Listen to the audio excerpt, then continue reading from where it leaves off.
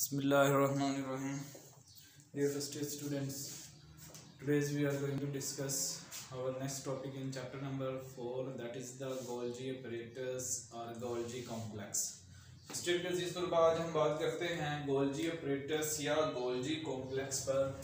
तो देखा जाए एक साइंटिस्ट थे कैमिलो गोल्जी, जिन्होंने 1898 में गोल्जी ऑपरेटर्स को डिस्कवर किया। तो इन्होंने डिफाइन किया कि गोल्जी ऑपरेटर्स जो है हम कहते हैं it is a stack of cisternal tubules, यानी सिस्टर्नल ट्यूब्यूल्स का एक स्टैक है, इसको हम नाम देते हैं it is called Golgi complex. अब जरा हम देखें तो इस गोल्जी कॉम्प्लेक्स के स्ट्रक्चर के एतबार से नंबर 1 हम बात करते हैं। इस गोल्जी में एक है फॉर्मिंग फेस और इसी ही तरह से एक होती है, इसको हम नाम देते हैं it is the maturing face. अब देखें जरा, अगर डायग्रामेटिकली देखा जाए तो गोल्जी ऑपरेटर्स को हम इस तरह से बनाते हैं। ये है सपोज किया सिस्टर्नल ट्यूब्यूल्स और इनका एक स्टैक डेवलप हो जाता है, क्लस्टर डेवलप हो जाता है that lies one above the other, जो एक दूसरे के ऊपर मौजूद होते हैं कुछ इस तरह से कि इसकी एक आउटर सरफेस बनती है। इस सरफेस को जिसको हम कहते हैं it is the outer surface and it is also the convex surface and its other name is it is forming face। हम इसको कहते हैं, ये वाली फेस जो है इसको कहा जाता है इट इज फॉर्मिंग फेस।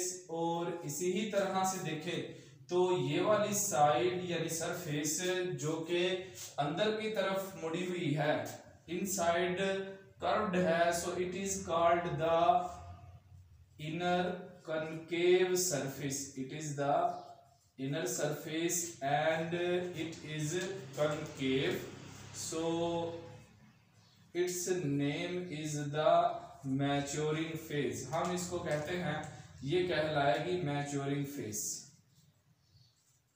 उसकी रीजन, उसकी वजह ये है कि हम देखते हैं forming face is a face that is facing towards the endoplasmic reticulum।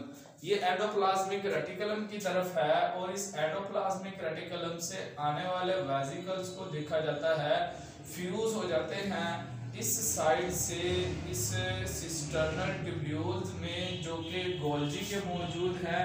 तो इस तरह से हम कहते हैं कि ये जो सरफेस है यहाँ से फ्यूजन होती है वेसिकल्स की, so it is the forming face. और इसी ही तरह से ये वाली सरफेस जहाँ से हम देखते हैं वेसिकल्स फाइनली रिलीज हो जाते हैं, तो हम इनको कहते हैं these are the maturing phase. इसको कहा जाएगा ये मैच्योरिंग फेज है। और इस तरह से देखा जाता है कि ये गोल्जी ऑपरेटर्स या गोल्जी कॉम्प्लेक्स अपने इन वेसिकल्स के साथ और सिस्टर्नल ट्यूब्यूल्स के साथ हम इसको कहते हैं it is the Golgi operators. और फिर इसी तरह से देखें तो ये वेसिकल्स एंडोप्लाज्मिक रेटिकुलम से आते हुए फ्यूज हो जाते हैं इन फॉर्मिंग फेस वाली साइड से, सरफेस से। यही वजह है हम इसको फॉर्मिंग फेस का नाम दे देते हैं।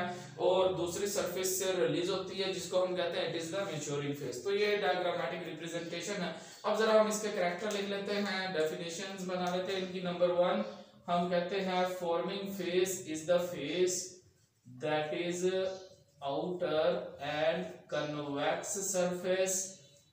और हम इसको फॉर्मिंग इसलिए कहते हैं secondly because the molecules that are released from the endoplasmic reticulum inside the vesicles fuses from this side, so that is why it is the forming face। हम देखते हैं कि it is facing towards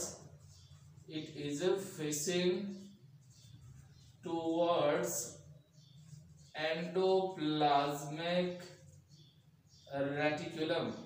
It is the surface that is facing towards endoplasmic reticulum, and the other face that is inner concave surface. It is the inner and concave surface. So its name is the maturing phase because the vesicles releases from this side. Secondly, vesicles releases from this side from the cisternal tubules of the Golgi. So that is why it is the maturing phase. And thirdly, it is a phase that is facing towards plasma membrane.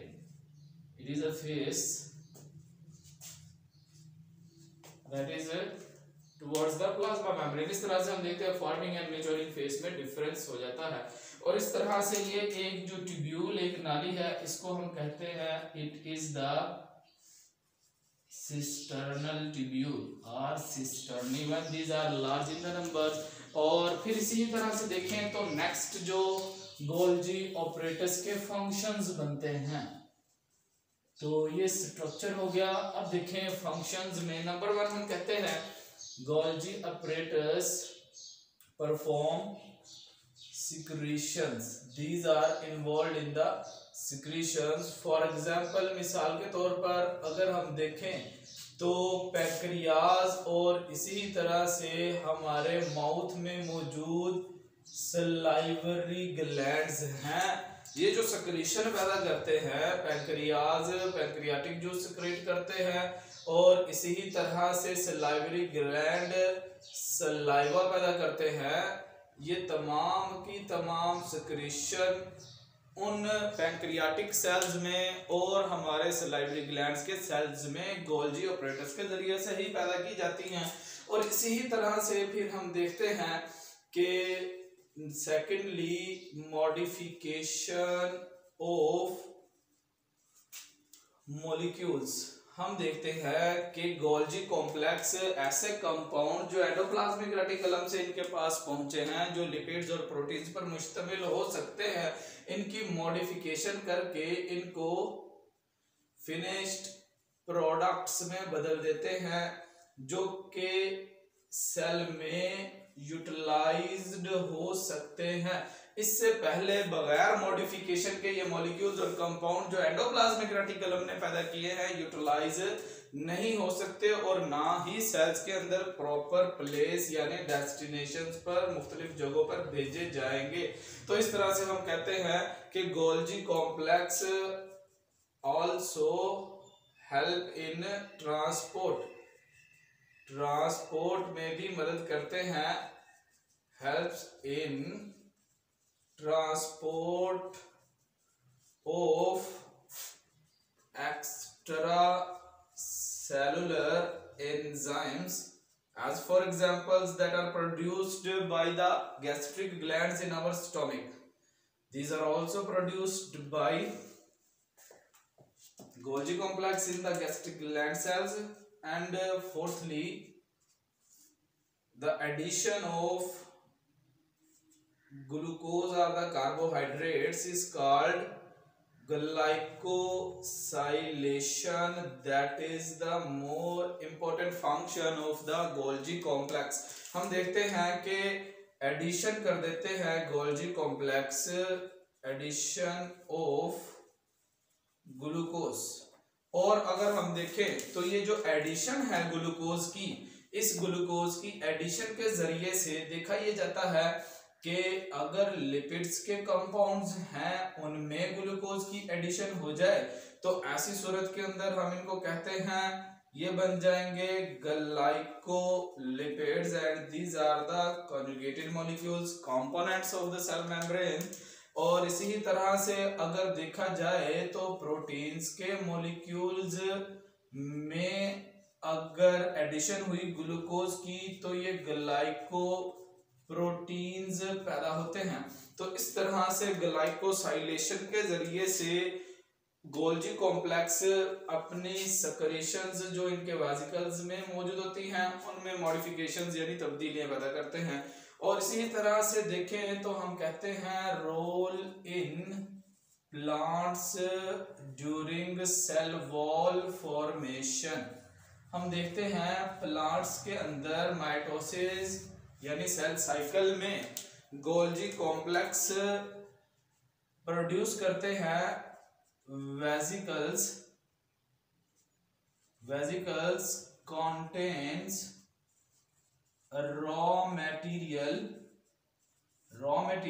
for cell wall formation in the plant cell। तो इस तरह से ये 5 major functions हैं Golgi complex के। और इसी ही तरह से ये इसकी स्ट्रक्चरल रिप्रेजेंटेशन हुई जिसमें हम देखते हैं it is the stack of the cisternal tubules और एक फॉर्मिंग फेस जो कि एंडोप्लाज्मिक रेटिकुलम से अटैच है और दूसरी जो सेल मेम्ब्रेन यानी प्लाज्मा मेम्ब्रेन की तरफ है इसको हम कहते हैं it is the maturing face. Thank you.